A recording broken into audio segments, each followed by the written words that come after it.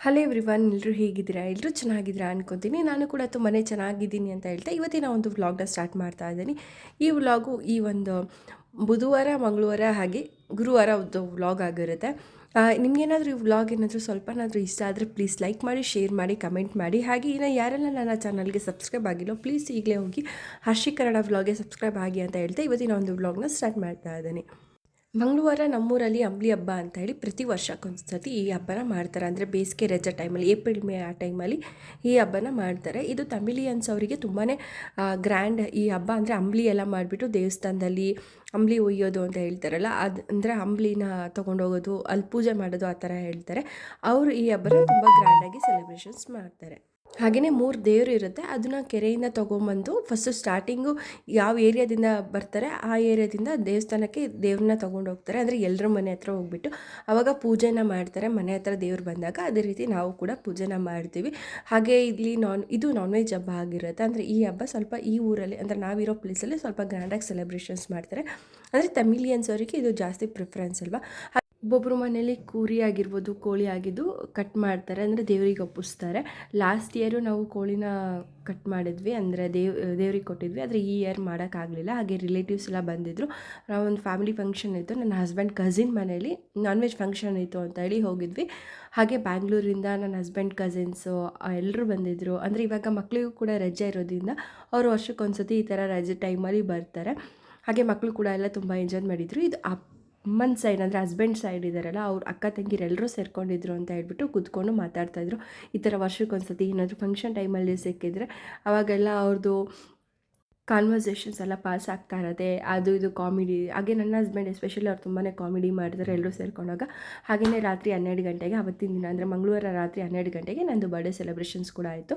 ಹಾಗೆ ಸಿಂಪಲ್ಲಾಗಿ ಒಂದು ಕೇಕ್ನ ತೊಗೊಂಬಂದಿದ್ವಿ. ನಾವು ಸಿಟಿಯಿಂದ ಬರ್ಬೇಕಾದ್ರೆ ಮನೆಗೆ ಕೇಕ್ನ ತೊಗೊಂಬಂದ್ವಿ. ಯಾಕಂದರೆ ನಮ್ಮ ಮನೆಗೂ ಸಿಟಿಗೂ 6 ಕಿಲೋಮೀಟ್ರ್ ಅಥವಾ 7 ಕಿಲೋಮೀಟ್ರ್ ಡಿಸ್ಟೆನ್ಸ್ ಇದೆ. ಹಾಗಾಗಿ ಏನಾದರೂ ಹೋದರೆ ಆ ಟೈಮಲ್ಲೇ ತೊಗೊಂಬಂದಿದ್ವಿ. ಅಂದರೆ ನನಗೆ ಗೊತ್ತಿತ್ತು ತೊಗೊಬರ್ತಾರೆ ಅಂತ ಹೇಳಿಬಿಟ್ಟು.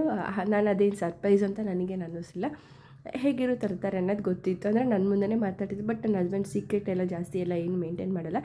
ಆದರೂ ಸ್ಪಾರ್ಕಲ್ ಇದೆಯಲ್ಲ ಸ್ವಲ್ಪ ಡೇಂಜರ್ ಇತ್ತು. ಯಾಕಂದರೆ ಅದು ಈ ಸವಿ ಬೇಕ್ರಿ ಅನ್ನೋ ಪರ್ಟಿಕ್ಯುಲರ್ ಶಾಪಲ್ಲಿ ಈ ಒಂದು ಸ್ಪಾರ್ಕಲ್ ಮಾತ್ರ ಸ್ವಲ್ಪ ಡೇಂಜರು. ಅದೇ ರೀತಿ ಫ್ಲ್ಯಾಶ್ ಆಯಿತು ಅದು ಸ್ವಲ್ಪ. ಅದೊಂದು ಭಯ.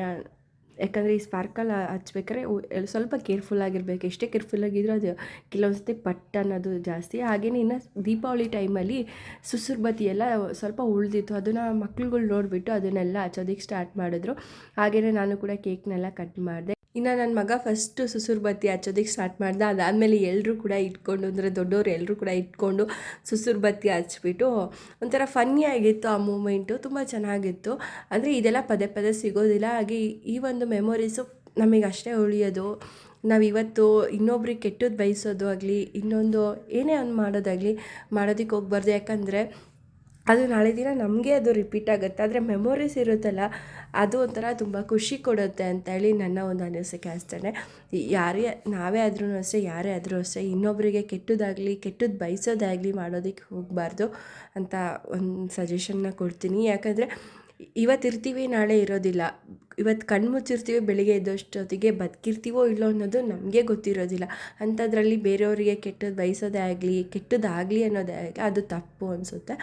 ಹಾಗೆಯೇ ಅದು ಪಕ್ಕಕ್ಕೆ ಇಟ್ಬಿಟ್ಟು ನನ್ನ ಒಂದು ಕಥೆನ ನಿಮ್ಮ ಜೊತೆ ಶೇರ್ ಮಾಡ್ತೀನಿ. ನಾನು ಕೇಕೆಲ್ಲ ಕಟ್ ಮಾಡಿದ್ವಿ. ಒಂಥರ ಎಲ್ಲರೂ ಡ್ಯಾನ್ಸ್ ಮಾಡೋದಾಗಿರ್ಬೋದು, ಎಲ್ಲರೂ ತುಂಬ ಚೆನ್ನಾಗಿ ಎಂಜಾಯ್ ಮಾಡಿದ್ವಿ. ಬೆಳಗ್ಗೆ ನನ್ನ husband white colour T shirt ಹಾಕ್ಕೊಂಡಿದ್ರು. ನಾನು ಕೂಡ ಅನ್ಎಕ್ಸ್ಪೆಕ್ಟಾಗಿ ಬೇರೆ ಒಂದು ವೈಟ್ ಕಲರ್ ಟಿ ಶರ್ಟ್ ಹಾಕ್ಕೊಂಡಿದ್ದೆ.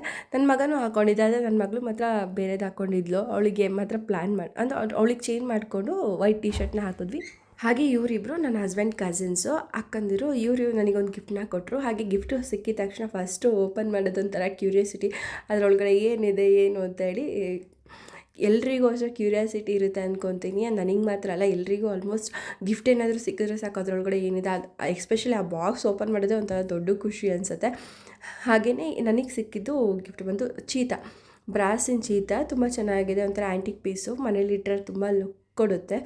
ಇನ್ನು ಗಿಫ್ಟೆಲ್ಲ ಓಪನ್ ಮಾಡಿ ಮಲ್ಕೊಳ್ಳೋ ಅಷ್ಟರಲ್ಲಿ ಆಲ್ಮೋಸ್ಟ್ 1 ಗಂಟೆ ಹತ್ತತ್ರ ಆಗಿದ್ದು. ಹಾಗೆ ನೆಕ್ಸ್ಟ್ ಡೇ ನಮ್ಮೂರಲ್ಲಿ ಅಂದರೆ ಅಂಬ್ಲಿ ಹಬ್ಬ ಅಂತ ಹೇಳಿದ್ನಲ್ಲ, ಅಂಬ್ಲಿ ಹಬ್ಬ ಆಗಿ ನೆಕ್ಸ್ಟ್ ಹೋಳಿ ಅಂತ ಹೇಳಿ ಸೆಲೆಬ್ರೇಷನ್ಸ್ ಮಾಡ್ತಾರೆ. ಈ ಸತಿ ಸ್ವಲ್ಪ ಸಿಂಪಲ್ಲಾಗಿ ಮಾಡಿದ್ರು. ಬಟ್ ಮಕ್ಕಳೆಲ್ಲ ಹೊರಗಡೆ ಎಲ್ಲ ಹೋಗಿ ಏನೂ ಹೋಳಿ ಎಲ್ಲ ಆಡೋಕ್ಕೆ ಹೋಗಲಿಲ್ಲ. ಅಂದರೆ ವಾಟರ್ ಬಲೂನ್ಸ್ ಎಲ್ಲದ್ರ ತೊಗೊಂಬಂದಿದ್ರು. ಅದನ್ನು ಇಟ್ಕೊಂಡು ಸ್ವಿಮ್ಮಿಂಗ್ ಫೂಲಲ್ಲಿ ಎಲ್ಲ ಮಕ್ಕಳು ಆಟ ಆಡ್ತಾಯಿದ್ರು. ಹಾಗೆ ಮನೆ ಫುಲ್ಲು ಗಲೀಜು ಮಾಡಿಬಿಟ್ಟಿದ್ರು. ಅಂದರೆ ನೀರಲ್ಲೆಲ್ಲ ಆಟ ಆಡಿಕೊಂಡು ನೀರು ಅಂದರೆ ಅವರು ಧುಮುಕ್ತಾರೆ, ಅಂದರೆ ಮೇಲಿಂದ ಕೆಳಗೆ ಹಾರೋದೆಲ್ಲ ಮಾಡ್ತಾರಲ್ಲ, ಆ ಟೈಮಲ್ಲಿ ನೀರೆಲ್ಲ ಈ ಕಡೆ ಸ್ಪ್ರೆಡ್ ಆಗುತ್ತೆ ಅದರ ಪೋಟಿಕದ ಹತ್ರ.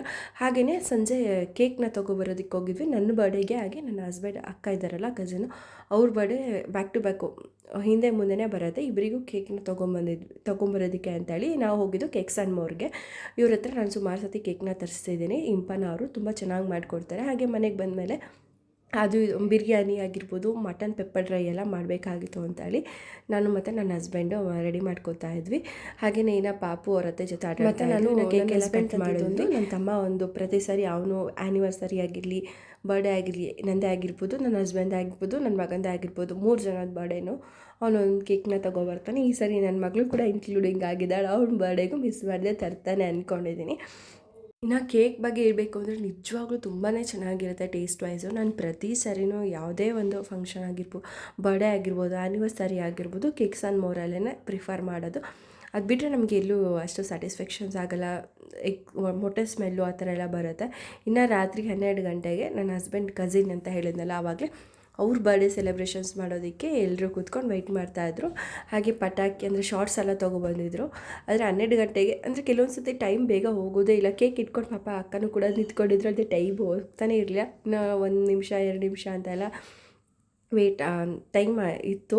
ಹಾಗೆಯೇ ಅವರಿಗೆ ಬ್ಯಾಕ್ ಥೀಮಲ್ಲಿ ಮಾಡಿಸಿದ್ದು ಕೇಕು. ಇನ್ನು ನನಗೆ ಬಂದು ನಾನು ಕ್ರಿಯೇಟರ್ ಥೀಮಲ್ಲಿ ಕೇಕ್ನ ಮಾಡಿಸ್ಕೊಂಡಿದ್ದು. ಅದು ಫೋಟೋಸ್ ತೆಗಿಯೋದಕ್ಕೂ ಬಿಡಲಿಲ್ಲ, ಯಾಕಂದರೆ ಇನ್ನು ಶಾರ್ಟ್ಸ್ ಎಲ್ಲ ಓಡಿಬಿಟ್ಟು. ಹಾಗೆ ಶಾರ್ಟ್ಸು ಸ್ವಲ್ಪ ಏನಂದರೆ ಲೇಟಾಗಿ ಸ್ಟಾರ್ಟ್ ಆಯಿತು ಹೊಡೆಯೋದಕ್ಕೆಲ್ಲ, ಅಂದರೆ ಸ್ಪಾರ್ಕಲ್ ಆಗೋದಕ್ಕೆ ಸ್ವಲ್ಪ ಲೇಟ್ ಆಯಿತು. ಅಂದರೆ ಕೆಲವೊಂದು ಸತಿ ಹಳೆ ಸ್ಟಾಕಿಗೆ ಕೊಟ್ಟಿರ್ತಾರೆ, ನಮಗೆ ಅದ್ರ ಬಗ್ಗೆ ಐಡಿಯಾನೇ ಇರೋದಿಲ್ಲ. ಇನ್ನು ಕೇಕೆಲ್ಲ ಕಟ್ ಮಾಡಿ ಎಂಜಾಯ್ ಮಾಡಿಕೊಂಡು ರಾತ್ರಿ ಮಲಗೋ ಅಷ್ಟೊತ್ತಿಗೆ ಮತ್ತೆ 2 ಗಂಟೆ ಆಗೋಯಿತು. ಇನ್ನು ನೆಕ್ಸ್ಟ್ ಡೇ ಬೆಳಗ್ಗೆ 6 ಗಂಟೆಗೆ ನಾವು ಮನೆ ಬಿಟ್ಟು ಹೊರಟಿದ್ದು Bhadra tiger reserve forest safari ನೋಡೋದಕ್ಕೆ ಅಂತೇಳಿ ಎಲ್ಲರೂ ಹೋದ್ವಿ. ಅಂದರೆ 2 ಕಾರಲ್ಲಿ ಹೋಗಿದ್ವಿ.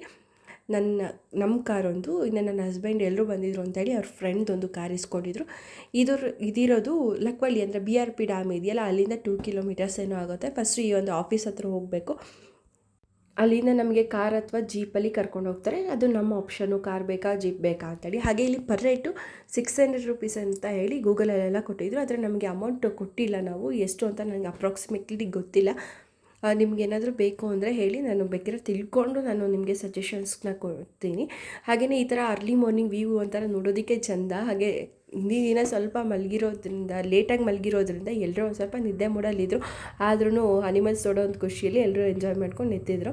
ಹಾಗೆಯೇ ನಮಗೆ ಇದ್ದಿದ್ದು ಅಂದರೆ ಸಫಾರಿ ರೈಡ್ ಒಳಗೆ ಹೋಗಬೇಕು ಅಂತ ಟೈಮಿಂಗ್ಸ್ ಇತ್ತು. 8:30 ಇದ್ದಿದ್ದು. ಬೆಳಗ್ಗೆ 6 ಗಂಟೆ ಮತ್ತು 8 ಗಂಟೆ ಆ ಟೈಮಲ್ಲಿ ಇತ್ತು. ಅಂದರೆ ಬೆಳಿಗ್ಗೆ 6 ಗಂಟೆಗೆ ಎದ್ದು ಹೋಗೋದಕ್ಕಾಗಲಿಲ್ಲ, ಯಾಕಂದರೆ ಹಿಂದಿನ ದಿನ ಮಲಗಿದೆಲ್ಲ ಸಿಕ್ಕಾಪಟ್ಟೆ ಲೇಟ್ ಅಲ್ವಾ ಅಂತ ಹೇಳ್ಬಿಟ್ಟು ನಾವು ಹೋಗಿದ್ದು 8 ಗಂಟೆಗೆ. 8 ಗಂಟೆ ಆಲ್ಮೋಸ್ಟ್ 7:30 ರೀಚ್ ಆಗಿದ್ವಿ. 8:30 ಕರ್ಕೊಂಡೋದ್ರು. ಹಾಗೆ ಸ್ವಲ್ಪ ಸ್ನ್ಯಾಕ್ಸ್ ಬೇಕು ಅಂತ ಹೇಳಿ ಮಕ್ಕಳಿಗೆ ಹೇಳಿದ್ರು ಅಂತ ಹೇಳ್ಬಿಟ್ಟು ಅಲ್ಲೇ ಒಂದು ಪೆಟ್ಟಿಗೆ ಅಂಗಡಿ ಇತ್ತು ಅಂತೇಳಿ ತೊಗೊಂಡು ಇನ್ನು ನಮಗೆ ಸಫಾರಿಗೆ ಕರ್ಕೊಂಡೋದ್ರು. ಅಂದರೆ ನಾವು ಸೆಲೆಕ್ಟ್ ಮಾಡ್ಕೊಂಡಿದ್ದು ಆಲ್ಮೋಸ್ಟ್ ನಾವು ಒಂದು 10-15 ಜನ ಇದ್ವಿ ಅಂದ್ಕೊತೀವಿ. ಹಂಗಾಗಿ ನಾವು ಬಸ್ಸಲ್ಲಿ ಹೋಗಿದ್ದು. ಅಂದರೆ 2 ಜೀಪ್ ಏನಕ್ಕೆ ಬೇಡ ಅಂತ ಹೇಳ್ಬಿಟ್ಟು ಬಸ್ಸಲ್ಲಿ ಹೋದ್ವಿ. ಆದರೆ ಫಸ್ಟು ನಮಗೆ ಸಫಾರಿ ಒಳಗಡೆ ಹೋದಾಗ ಕಾಣಿಸಿದೆ ನವಿಲುಗಳು ಮಾತ್ರ ಎಲ್ಲ ಕಡೆಯೂ ಆಲ್ಮೋಸ್ಟ್ ನವಿಲುಗಳು ಇದ್ದೇ ಇರುತ್ತೆ. ಅದೇ ರೀತಿ ಈ ಸಫಾರಿಲೂ ಕೂಡ ಇತ್ತು. ಹಾಗೆ ರೆಕ್ಕೆ ಎಲ್ಲ ಬಿಚ್ಕೊಂಡು ಡ್ಯಾನ್ಸ್ ಎಲ್ಲ ಮಾಡ್ತಾಯಿತ್ತು, ಅದನ್ನು ಕೂಡ ನೋಡಿದ್ವಿ. ಆದರೆ ಅನಿಮಲ್ಸ್ ಯಾವುದೇ ರೀತಿ ನಮಗೆ ಕಾಣಿಸ್ತಿಲ್ಲ. ನಮಗೆ ಕಾಣಿಸಿದ್ದು ಒಂದು ಕಣಿವೆ, ಅದು ಎಲ್ಲೋ ಫುಲ್ಲು ತುಂಬ ದೂರದಲ್ಲಿತ್ತು. ಅಂದರೆ ಆ ಪ್ರಾಣಿಗಳ ದೂರದಲ್ಲೇ ಇರುತ್ತೆ ಆಲ್ಮೋಸ್ಟ್, ಯಾಕಂದರೆ ಅದು ಯಾವುದೂ ಹತ್ರ ಬರೋದಿಲ್ಲ. ಅದು ಬಿಟ್ಟರೆ ಇನ್ನು ಯಾವುದೇ ರೀತಿ ನಮಗೆ ಪ್ರಾಣಿಗಳು ಏನೂ ಕಾಣಿಸ್ತಿಲ್ಲ. ಅಂದರೆ ಕಾಣಿಸಿದೊಂದು ಕಣಿವೆ.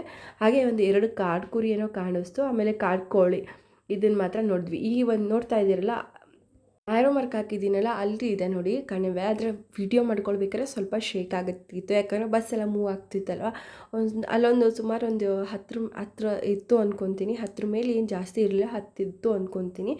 ಇನ್ನು ಅದೊಂದು ನೋಡಿಕೊಂಡು ನೆಕ್ಸ್ಟ್ ಹಾಗೆ ತುಂಬ ಪಾಪ ಅವರು ಎಲ್ಲ ಕಡೆ ನೋಡಿಕೊಂಡು ಎಲ್ಲ ಮಾಡಿಕೊಂಡು ಕರ್ಕೊಂಡು ಹೋಗ್ತಾಯಿದ್ರು. ಎಲ್ಲಾದರೂ ಪ್ರಾಣಿಗಳು ಸಿಗತ್ತಾ ಅಂತೇಳಿ. ಆವತ್ತಿನ ದಿನ ಯಾರಿಗೂ ಸುಮಾರು ಜನ ಹೋಗಿ ಬಂದಿದ್ರು, ಯಾರಿಗೂ ಕೂಡ ಯಾವುದೇ ರೀತಿ ಪ್ರಾಣಿಗಳು ಸಿಗಲಿಲ್ಲ. ಆಮೇಲೆ ದುಡ್ಡು ಕೊಟ್ಟು ಹೋದರೆ ಇದು ವೇಸ್ಟ್ ಅಂದ್ಕೊತೀನಿ, ಯಾಕಂದರೆ ಪ್ರಾಣಿಗಳು ಸಿಗೋದಿಲ್ಲ. ಸುಮ್ಮನೆ ಹೋಗಿ ಯಾಕೆ ದುಡ್ಡು ವೇಸ್ಟ್ ಮಾಡ್ಕೊಬೇಕು ಅನ್ನಿಸ್ತು. ನಾವು ದುಡ್ಡು ಕೊಟ್ಟು ಹೋಗಿಲ್ದಿರೋದ್ರಿಂದ ಅದೊಂದು ನಮಗೆ ಬೆನಿಫಿಟ್ ಆಯಿತು. But unnecessary safari ride waste ಅಂದ್ಕೊತೀವಿ. ಇನ್ನು ನಾವು ಅಲ್ಲಿಂದ ಹೋಗಿದ್ದು ಜಂಗಲ್ ಒಂದು ರೆಸಾರ್ಟ್ ಇದೆ, ಅಲ್ಲಿ ನಿಯರ್ ಬೈ ಈ ಥರ ಒಂದು ಬೋಟಿಂಗ್ ಇದೆ ಅಂತೇಳಿ ಹೋದ್ವಿ. ಬಟ್ ನಮಗೆ ಸ್ಟಾರ್ಟಿಂಗು ಸ್ವಲ್ಪ ರೋಡ್ ಕನ್ಫ್ಯೂಸ್ ಆಯಿತು. ಹಾಗೆ ಈ ಒಂದು ಹೊಳೆ ಏನು ಕಾಣ್ತಿದ್ದಿಲ್ಲ, ನೀರು ಸಿಕ್ಕಾಪಟ್ಟೆ ನೀರಿತ್ತು. ನೋಡೋದಕ್ಕೆ ಮಾತ್ರ ತುಂಬ ಚೆನ್ನಾಗಿದೆ. ಅದಕ್ಕೆ ಎಷ್ಟು ಚೆನ್ನಾಗಿರುತ್ತೋ ಆದರೆ ಅಷ್ಟೇ ಭಯ ಅನಿಸುತ್ತೆ. ಆದರೆ ಈ ಥರ ಪ್ರಕೃತಿ ಎಷ್ಟೇ ದುಡ್ಡು ಕೊಟ್ಟರು ಏನೋ ಒಂದು ಮಾಡಿದ್ರೂ ಈ ಥರ ಒಂದು ನೇಚರ್ನ ನೋಡೋದಕ್ಕೆ ಮಾತ್ರ ಸಿಗೋದಿಲ್ಲ. ಆದರೆ ಇದೆಲ್ಲ ನ್ಯಾಚುರಲ್ಲಾಗಿ ಸಿಗೋದಾದರೆ ನಮ್ಮ ಹುಷಾರಲ್ಲೇ ನಾವಿರಬೇಕು ಅಷ್ಟೇ. ಇನ್ನು ಅಲ್ಲಿಂದ ತಿಂಡಿ ತಿಂದ್ಕೊಂಡು ನಾವು ಈ ಥರ ಜಂಗಲ್ ರೆಸಾರ್ಟ್ ಇದೆಯಲ್ಲ ಅಲ್ಲಿಗೆ ಬಂದ್ವಿ. ಅದ್ರ ಪಕ್ಕದಲ್ಲೇ ಬೋಟಿಂಗ್ ಕರ್ಕೊಂಡು ಹೋಗ್ತಾರೆ. ಹಾಗೆಯೇ ಇಲ್ಲಿ ಪರ್ ಹೆಡ್ 400 ಏನೋ ಇರುತ್ತೆ. ನಾವು ಬಟ್ ಅಮೌಂಟ್ ಏನು ಪೇ ಮಾಡಿಲ್ಲ ಹಾಗೆ ಹೇಳ್ದಂಗೆ. ಆದರೆ ಇಷ್ಟು ದಿನ ನಾವು ಶಿವಮೊಗ್ಗದಲ್ಲಿ ಇದ್ದು ಈ ಥರ ಒಂದು ಹೈಡನ್ ಜಂಪ್ ಪ್ಲೇಸ್ ಇದೆ ಅಂತ ನಮಗೆ ನಿಜವಾಗ್ಲೂ ಗೊತ್ತೇ ಇರಲಿಲ್ಲ. ಬೋಟ್ ರೈಡ್ ಮಾತ್ರ ನಿಜವಾಗ್ಲೂ ಹೇಳ್ಬೇಕಂದ್ರೆ ತುಂಬ ಚೆನ್ನಾಗಿತ್ತು. ಆದರೆ ಮಕ್ಕಳು ಕರ್ಕೊಂಡು ಹೋಗ್ತೀವಲ್ಲ ಆವಾಗ ಒಂದು ಸ್ವಲ್ಪ ಭಯ ಅನಿಸಿರುತ್ತೆ. ಅವ್ರು ಹೇಳಿದ ಮತ್ತೆ ಕೇಳೋದಿಲ್ಲ. ಆದರೂ ನನ್ನ ಮಗಳು ಸ್ವಲ್ಪ ವಾಟರ್ ಬೇಬಿ, ಅವಳಿಗೆ ನೀರು ಟಚ್ ಮಾಡಿಸಿದ್ರೆ ತುಂಬಾ ಖುಷಿ ಪಡ್ತಾಳೆ. ಆ್ಯಂಡ್ ಮನೆಯಲ್ಲೂ ಕೂಡ ಸ್ವಿಮ್ಮಿಂಗ್ ಪೂಲಲ್ಲೂ ಅಷ್ಟೇ ಆಟಾಡಿಸಿದ್ರೆ ತುಂಬ ಚೆನ್ನಾಗಿ ಆಟಾಡ್ತಾಳೆ. ಆದರೆ ನಾವು ಬಿಡೋದಕ್ಕೆ ಹೋಗೋದಿಲ್ಲ ಅಷ್ಟೇ. ಸಫಾರಿಲಿ ನಮಗೆ ಸಿಕ್ಕಾಪಟ್ಟೆ ಬೇಜಾರಾಗಿತ್ತು, ಯಾಕಂದರೆ ಯಾವುದೇ ರೀತಿ ಪ್ರಾಣಿಗಳು ಏನೂ ಕಾಣಲಿಲ್ವಲ್ಲ. ಹಾಗಾಗಿ ಅಲ್ಲೊಂದು ಸ್ವಲ್ಪ ಬೇಜಾರಾಯಿತು. ಆಲ್ಮೋಸ್ಟ್ ಎಲ್ಲರೂ ಒಬ್ಬೊಬ್ಬರು ನಿದ್ದೆ ಎಲ್ಲ ಮಾಡಿದ್ರು. ಆದರೆ ನಾವೇನು ನಿದ್ದೆ ಮಾಡೋದಕ್ಕೆ ಹೋಗಲಿಲ್ಲ. ಎಲ್ಲಿ ಪ್ರಾಣಿಗಳು ಕಾಣುತ್ತೆ ಅಂತ ಹೇಳಿಬಿಟ್ಟು ಕಣ್ಬಿಟ್ಟು ನೋಡ್ತಾನೇ ಇದ್ವಿ. ಹಾಗೆ ಇದಾಗಿದ್ದು ಇವತ್ತಿನ ಒಂದು ವ್ಲಾಗ್. ಮತ್ತೆ ನಿಮ್ಮ ಜೊತೆ ಹೊಸ ವ್ಲಾಗಲ್ಲಿ ಸಿಗ್ತೀನಿ ಅಂತ ಹೇಳ್ತಾ ಇವತ್ತಿನ ಒಂದು ವ್ಲಾಗ್ನ ಇಲ್ಲಿಗೆ ಎಂಡ್ ಮಾಡ್ತಾ ಇದ್ದೀನಿ. Thank you. See in the next vlog.